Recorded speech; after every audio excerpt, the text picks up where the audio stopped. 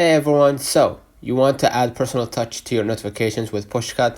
Let me walk you through it. It's easier than you might think. First of all, make sure that you updated the app to the latest version and make sure you've got your sound file ready. It could be something you recorded yourself or just a sound fits your vibes. Pushcut supports standard formats like MP3 or M4A, so keep it simple.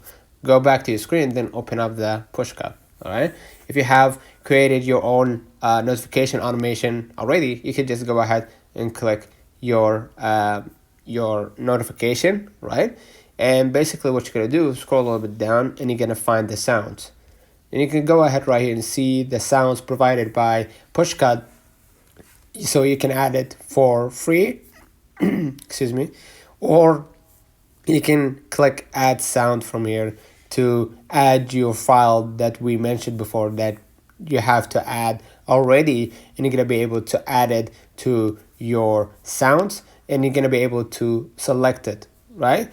And then basically if you want to test the notifications, just go ahead and click test notifications at the bottom right, and that's it.